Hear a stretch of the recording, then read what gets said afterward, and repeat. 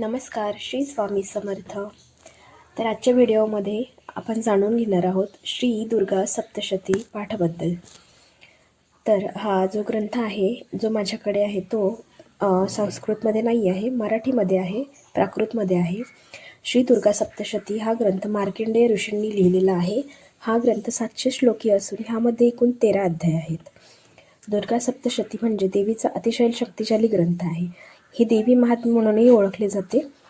या पाठाचे महत्त्व अत्यंत गूढ आणि फलदायी मानले जाते. लक्ष्मी प्राप्तीसाठी, अन्न वस्त्राची कमतरता दूर करण्यासाठी तसेच घरात ऐश्वर्य वाढण्यासाठी सप्तशतीचे पाठ अत्यंत शुभ. नवरात्रात हा पाठ केल्यास फल 1000 पट वाढते. दुर्गा सप्तशतीचा नियमित पाठ केल्याने घरातील, मनातील आणि वातावरणातील नकारात्मकता, नजर दोष, वाईट ऊर्जांचे प्रभाव नष्ट होतात. देवीची शक्ती संरक्षण कवच तयार होते. तर हा पाठ आपण कसा करू शकतो? तर त्यासाठी आपल्याला सर्वप्रथम स्वामीस्तवनाने सुरुवात करायची आहे. त्यानंतर देव्या कवचम वाचायचं आहे. त्यानंतर अर्गला स्तोत्र वाचायचं आहे. त्यानंतर कीलक स्तोत्र आपल्याला वाचायचं आहे. आणि त्यानंतर रात्री सुक्ताचे पठण करून आपल्याला अध्यायाची सुरुवात करायची आहे. तर अध्याय पहिला ते अध्याय 13वा असे 13 अध्याय एकूण आपल्याला वाचायचे आहे. आणि त्यानंतर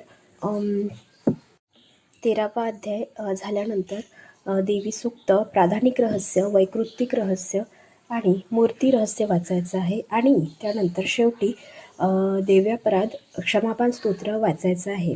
त्यामध्ये देवीची क्षमा मागायची आहे. आपल्याला वाचनामध्ये जे काही आपल्याकडून चुका झाल्या आहेत त्यासाठी क्षमा मागायची आहे देवीला. त्यानंतर हा एक पूर्ण आपला पाठ होतो. त्यानंतर एक माळ 99 मंत्राची करायची आहे. तर अशा प्रकारे एक पाठ पूर्ण होतो. एक पाठ म्हणजे 1 ते 13 अध्याय संपूर्ण एका वेळेस वाचणे त्याला आपण एक पाठ म्हणतो. त्यानंतर आपल्या कोणतेही महत्त्वपूर्ण इच्छा आपल्याला पूर्ण करण्यासाठी आपण संकल्पयुक्त सप्तशतीचा नियमाने पाठसुद्धा करू शकतो. जसं संतान प्राप्ती, नातेसंबंधाची सुधारण, नोकरी किंवा व्यवसायामध्ये प्रगती, त्यानंतर कोणतीही मनोकामना सिद्धीसाठी सर्वांसाठी अत्यंत शक्तिशाली दुर्गा सप्तशतीचा पाठ आहे. बघा, आपण सर्वजण व्यावहारिक माणसं आपल्या शारीरिक, मानसिक आणि आर्थिक प्रगतीसाठी देवीची पूजा आराधना करतच असतो. पण त्यातल्या त्यात दुर्गा सप्तशती पाठ म्हणजे ही आपल्या आई भगवतीची, आपल्या कुलदेवीची सेवा असते. आपण सर्व देवांची आराधना करतो, पण कुलदेवीची सेवा करणं राहून जातात.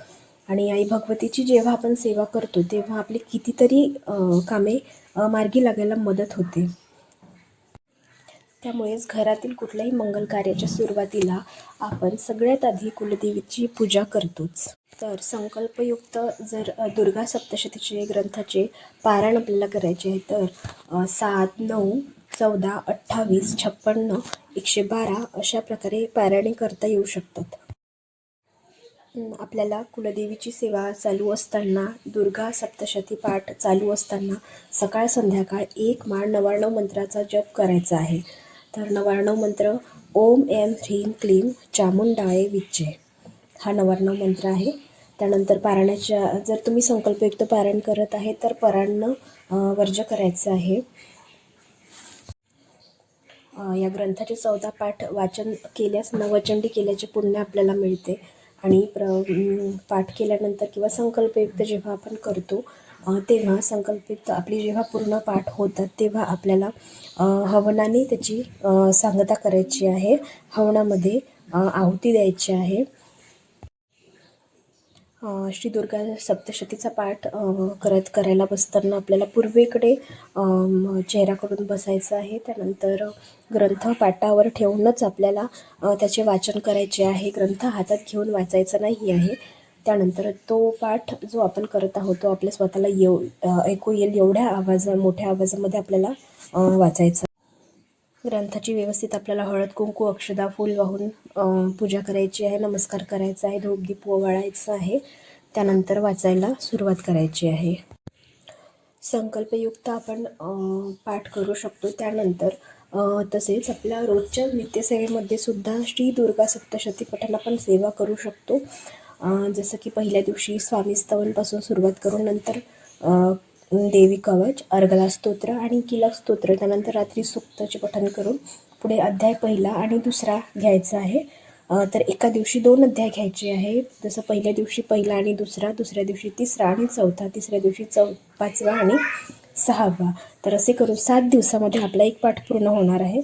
आणि तसं 7व्या दिवशी जसं 13वा अध्याय येईल, तर 13वा अध्याय, त्यानंतर देवी सूक्त, प्राधानिक रहस्य, वैकृतिक रहस्य, मूर्ती रहस्य वाचायचं आहे आणि त्यानंतर क्षमापन स्तोत्र वाचायचं आहे आणि एक माळ नवर्ण मंत्राची करायची. असं करून आपला 7 दिवसामध्ये एक पाठ पूर्ण होतो. तर अशा प्रकारे नित्यसेवा ही आपण करू शकतो. आणि आपल्या कुलदेवीची नित्यसेवा करणे अत्यंत शुभ आहे. कारण आपली जेव्हा कुळदेवी आपल्यावर प्रसन्न असते, तेव्हा आपल्या घरामध्ये सगळं शांती, समृद्धी आणि सुख नांदत असते. व्हिडिओ माहितीपूर्ण वाटल्यास नक्की लाईक, शेअर आणि सबस्क्राईब करा. धन्यवाद. श्री स्वामी समर्थ.